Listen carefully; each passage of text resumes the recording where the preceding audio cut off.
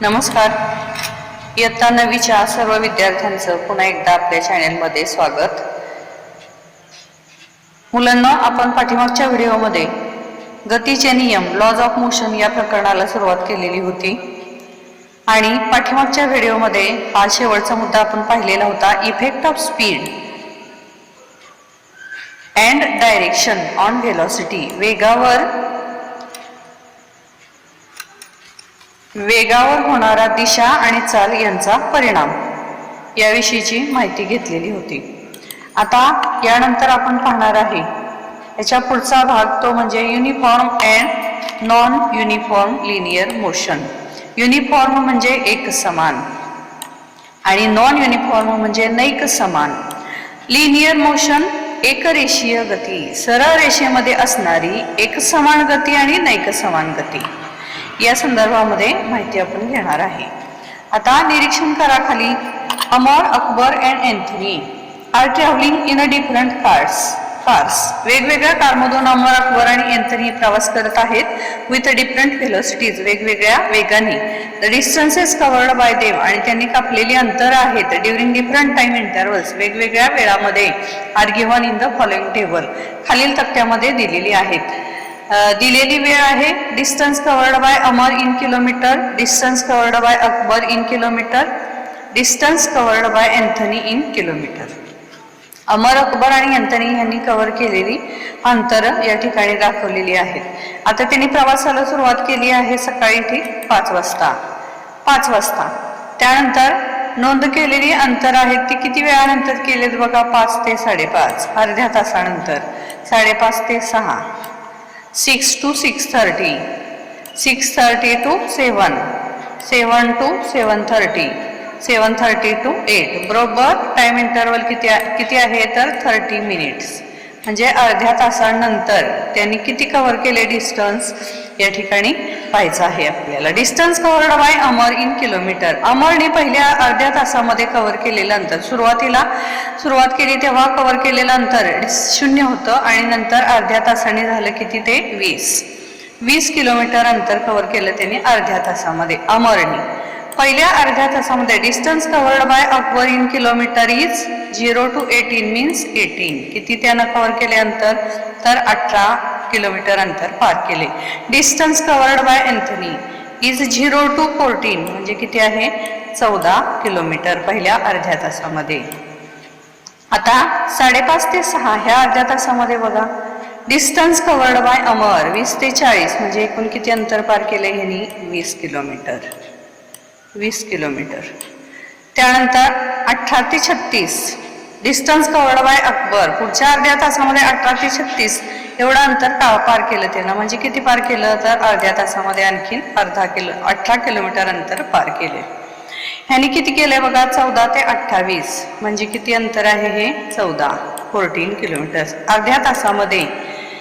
त्यानंतर पुढचा कालावधी विचारात घेतला 6 ते 6.5, तर याने कव्हर केलेलं डिस्टन्स किती आहे 40 to 60, 40 पासून 60 पर्यंत तो गेला, म्हणजे परत त्याने किती अंतर कव्हर केलंय 20 किलोमीटर अंतर कव्हर केले. ह्याने किती केलंय 36 कव्हर केलेलं होतं, आणखीन अर्ध्या तासाने 42 केलं, म्हणजे किती कव्हर केलं अंतर तर 6 किलोमीटर. फक्त 6 किलोमीटर अर्ध्या तासामध्ये याने अंतर पार केलं. याने बघा 28 पासून 42 पर्यंत गेला, म्हणजे ह्यानं पार केलेलं अंतर परत आहे 14. त्यानंतर 6:30 ते 7 हा सुद्धा अर्ध्या तासाचाच वेळ आहे. ह्या अर्ध्या तासामध्ये 30 मिनिट्स मध्ये ह्यानी कव्हर केलं डिस्टन्स किती आहे तर 60 to 80 म्हणजेच किती आहे 80 वजा 60 म्हणजे एकूण त्यांना अर्ध्या तासामध्ये पार केलेलं अंतर आहे 20 किलोमीटर. यांनी 70 ते 42 पासून 70 पर्यंत गेला, म्हणजे किती अंतर कव्हर केलं तर 28 किलोमीटर अंतर पार केलं अर्ध्या तासामध्ये. यांनी किती कव्हर केलं 42 पासून 56 पर्यंत गेला, म्हणजे 14 किलोमीटर अंतर पार केलं. पुढच्या अर्ध्या तासामध्ये 7 ते 7:30 पर्यंत 80 पासून 100 पर्यंत अंतर पार केलं, म्हणजे 20 किलोमीटर. आता नंतरच्या अर्ध्या तासामध्ये बघा 7:30 ते 8 distance covered by Amar in kilometre 100 to 120 म्हणजेच 20 किलोमीटर. प्रत्येक अर्ध्या तासामध्ये distance covered by Amar in kilometres, Amar आणि किलोमीटर मध्ये अंतर केलेलं पार केलेलं अंतर बघितलं तर ते आहे 20 किलोमीटर. प्रत्येक अर्ध्या तासामध्ये कव्हर केलेलं अंतर 20 आहे. इथं बघा पहिल्या अर्ध्या तासामध्ये यानं कव्हर केलंय 18, नंतरच्या अर्ध्या तासामध्ये सुद्धा 18, पण पुढच्या अर्ध्या तासामध्ये कव्हर केलेलं डिस्टन्स आहे 6. पुढच्या अर्ध्या तासामध्ये कव्हर केलंय 28, नंतरच्या अर्ध्या तासामध्ये कव्हर केलेलं डिस्टन्स असेल 25 आणि शेवटच्या अर्ध्या तासामध्ये सुद्धा आहे ना 25.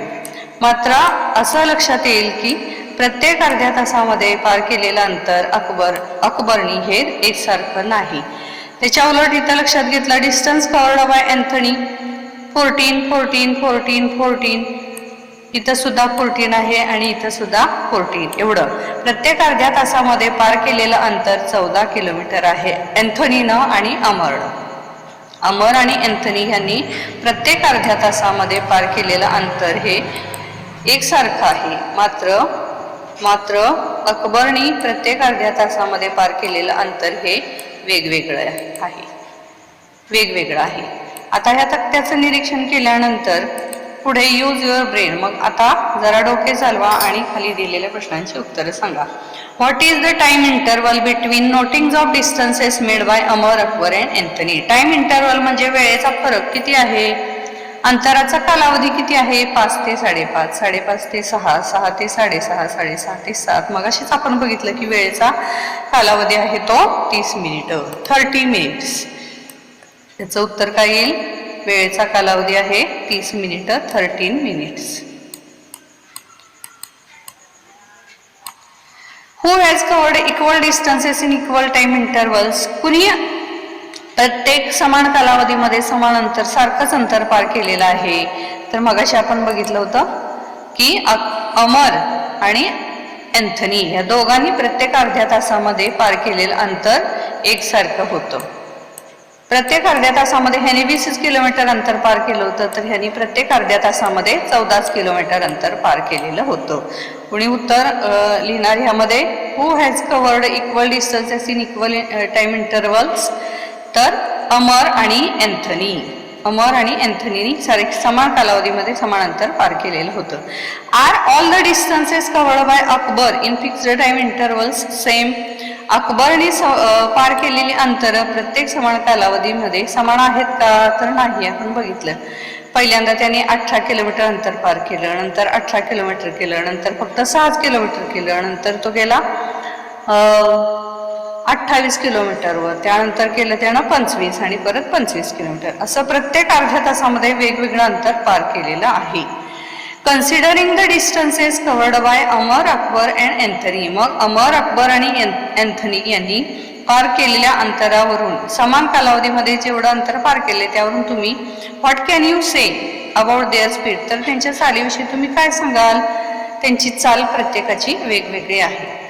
आणि मग if an object covers equal distances in equal time interval. जर एखादी वस्तू समान कालावधीमध्ये समान अंतर पार करत असेल तर it is said to be moving with uniform speed. तर काय म्हणतात ती एक समान गतीमध्ये आहे. एक समान गती म्हणजे काय त्याची ही व्याख्या आपण बघितली. वस्तू एक समान गतीमध्ये असते म्हणजेच काय होतं, ती समान कालावधीमध्ये समान अंतर कापते. प्रत्येक अर्ध्या तासामध्ये अमर आणि अँथनी यांनी पार केलेलं अंतर एकसारखंच आहे. जर एखादी वस्तू समान कालावधीमध्ये समान अंतर पार करत असेल तर ती वस्तू एक समान गतीमध्ये आहे असे म्हणतात. मग नाही समान गती कधी म्हणायचं. If an object covers unequal distances in equal time intervals. समान कालावधीमध्ये जर असमान अंतर कापत असेल, अनइक्वल हा शब्द महत्वाचा आहे, असमान अंतर कापत असेल एखादी वस्तू तर it is said to be moving with non uniform speed. तर ती नैक समान गतीमध्ये आहे असे म्हणतात. नैक समान गतीचं उदाहरण दिले. For example the motion of a vehicle being driven through heavy traffic. जास्त वाहनं असलेल्या गर्दीच्या रस्त्यावरून एखाद्या वाहनाची गती, कधी जास्त वाहनं असतील तर त्याची चाल कमी असते आणि त्यामुळं तेवढ्या वेळेमध्ये कापलेलं अंतर कमी असू शकतं. मात्र जर रिकामा रस्ता असेल तर तो कमी वेळेमध्ये जास्त अंतर पार करू शकेल. म्हणजे समान कालावधीमध्ये तो एकसारखं अंतर पार करू शकणार नाही. कमी जास्त कापलेलं अंतर असेल तर त्याची जी गती आहे त्याला म्हणायचं नैक समान गती. ह्याच्या उलट समान कालावधीमध्ये समान अंतर पार केलेलं असेल तर त्याला म्हणायचं तर त्या वस्तूची गती एकसमान असते. आता तुम्हाला ह्या दोन्ही मधला फरक कळालेला असेल, एकसमान गती आणि नैकसमान गती.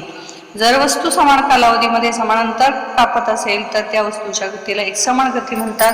जर वस्तू प्रत्येक समान कालावधीमध्ये असमान अंतर कापत असेल तर तिच्या गतीला नैकसमान गती असे म्हणतात.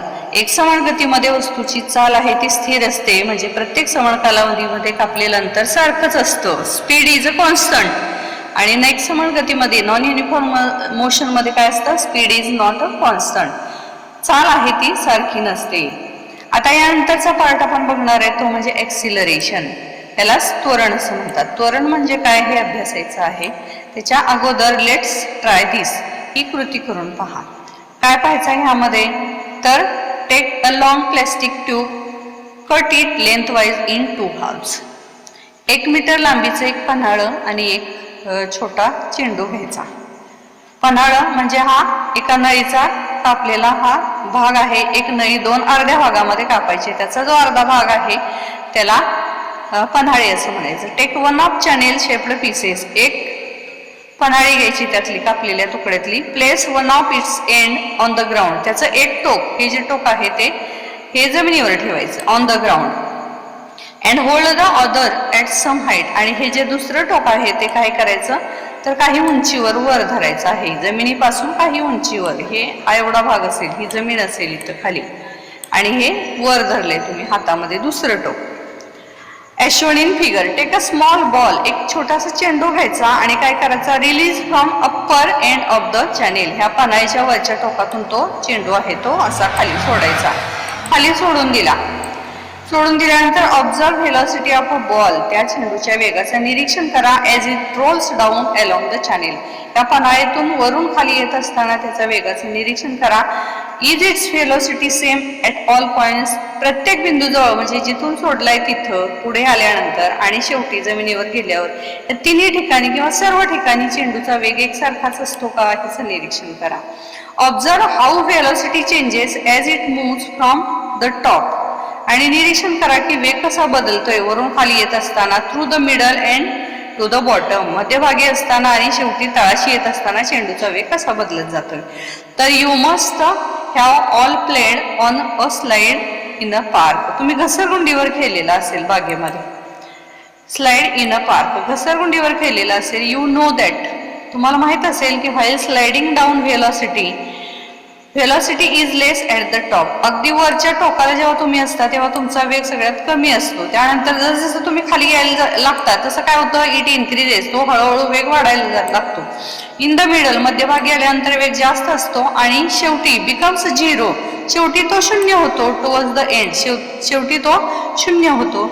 आणि मग the rate of change of velocity is called as acceleration. वस्तूच्या वेगामध्ये बदल होतो, त्या वेग बदलाचा दर म्हणजेच काय आहे तर त्या वस्तूमध्ये त्वरण निर्माण झालेलं आहे. वस्तूच्या वेगामध्ये जेव्हा बदल होतो तेव्हा तिच्यात त्वरण निर्माण झाले असं म्हणतात. एक्सिलरेशन म्हणजे काय आहे तर rate of change of velocity. वेग बदलाच्या दरास त्वरण असे म्हणतात. मग त्वरणासाठी आपण सूत्र सांगू शकतो काय आहे, acceleration is equal to change in velocity upon time. Change in velocity म्हणजे वेगातील बदल छेद काल किंवा वेळ. किती वेळामध्ये वेगात किती बदल झालेला आहे याच्या सहाय्याने आपण त्या वस्तूमध्ये निर्माण झालेलं त्वरण म्हणजेच एक्सिलरेशन काढू शकतो. If the initial velocity is you. जर सुरुवातीचा वेग समजा यू असेल, यू हा सुरुवातीचा वेग असेल आणि यू हा सुरुवातीचा वेग असेल अँड टाइम टी, आणि टी एवढ्या वेळामध्ये it changes to final velocity V. आणि टी एवढ्या वेळानंतर तो वेग किती होतो तर व्ही होतो. मग त्या वस्तूमध्ये निर्माण झालेलं त्वरण एक्सिलरेशन कसं काढता येईल, A is equal to change in velocity म्हणजे वेगातील बदल. वेग जास्त कधी असतो नंतर, म्हणून फायनल व्हेलॉसिटी. वेगातील बदल काढायचा आहे तर नंतरचा वेग वजा सुरुवातीचा वेग. Final velocity minus initial velocity. अंतिम वेग वजा सुरुवातीचा वेग छेद टाइम. आता अंतिम वेग कुठल्या अक्षराने दर्शवला, व्ही अक्षराने, आणि सुरुवातीचा वेग यू या अक्षराने दर्शवला, म्हणून व्ही वजा यू छेद T. A is equal to V minus U upon T is equal एक्सिलरेशनचं साठीचं त्वरणासाठीचं हे काय आहे सूत्र. जेव्हा एखाद्या वस्तूच्या वेगामध्ये बदल होतो तेव्हा तिच्या वेगामध्ये बदल होत असतो तेव्हा तिच्यामध्ये त्वरण निर्माण होत असतं. मग आता हे त्वरण वेगात बदल होतो, काही वेळा वेग कमी होतो, काही वेळा जास्त होतो किंवा काही वेळा स्थिर असतो. If the velocity of an object changes during a certain time period then it is said to have accelerated motion. An object in motion can have two types of acceleration. वस्तूमध्ये दोन प्रकारचं त्वरण असू शकतं. कुठले दोन प्रकार आहेत? If the velocity changes by equal amounts in equal intervals of time. जर वेगात होणारा बदल हा समान कालावधीमध्ये समान होत असेल तर काय म्हणायचं? The object is said to be in uniform acceleration. त्या वस्तूचे त्वरण हे कसं आहे? एक समान त्वरण आहे. त्वरणाचे हे दोन प्रकार आहेत, एक समान त्वरण आणि दुसरं आहे ते नैक समान त्वरण. नैक समान त्वरण म्हणजे काय? वेगात होणारा बदल हा असमान असेल, unequal amounts. If the velocity changes by unequal amounts in equal time intervals, then the object is said to be non-uniform acceleration. म्हणजे वेगामध्ये होणाऱ्या बदलावरून त्वरणाचे दोन प्रकार आहेत. जर समान कालावधीमध्ये समान वेगात बदल होत असेल तर त्या वस्तूमध्ये एक समान त्वरण असतं, युनिफॉर्म एक्सिलरेशन. आणि जर वेगामध्ये कमी जास्त प्रमाणामध्ये बदल होत असेल तर ते नैक समान त्वरण असतं, नॉन युनिफॉर्म एक्सिलरेशन. आता वेग वाढतोय का कमी होतोय का तेवढाच राहतोय. यावरून सुद्धा त्वरणाचे आणखीन 3 प्रकार सांगितलेले आहेत. पहिला प्रकार आहे तो म्हणजे पॉझिटिव्ह एक्सिलरेशन म्हणजे धनत्वरण. धनत्वरण कधी म्हणायचं? An object can have positive or negative acceleration when the velocity of an object increases. जर एखाद्या वस्तूचा वेग वाढत असेल तर काय म्हणायचं? The acceleration is positive. तर तिच्यामध्ये धनत्वरण आहे. इन दिस केस मग यामध्ये काय होतं? Acceleration is in the direction of velocity. वेगाच्या दिशेने त्वरण असतं. When the velocity of an object decreases. जेव्हा एखाद्या वस्तूचा वेग कमी होत असतो तेव्हा it has a negative acceleration. तेव्हा तिच्यामध्ये ऋण त्वरण निर्माण होत असतं. ऋण त्वरणालाच आणखीन दुसरे एक नाव आहे ते म्हणजे डिसिलरेशन किंवा त्याला अवत्वरण किंवा मंदन असं म्हणतात. Its direction is opposite to the direction of velocity. ऋण त्वरणामध्ये काय असतं? वेगाच्या उलट त्वरणाची दिशा असते. Its direction is opposite to the direction of velocity. If the velocity of object does not change with time. आणि जर वेळ जाईल तसा वेग बदलत नसेल, आहे तेवढाच राहत असेल, स्थिर राहत असेल म्हणजे कमीही होत नाही आणि वाढतही नाही, not increases or not decreases, then the acceleration is called as a zero acceleration. तर त्याला काय म्हणायचं? शून्य त्वरण.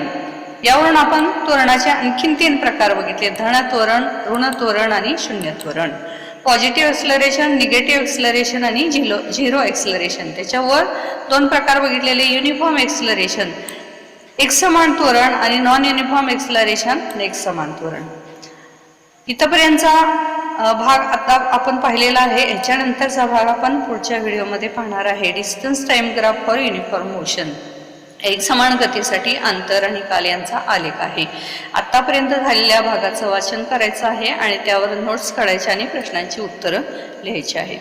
धन्यवाद.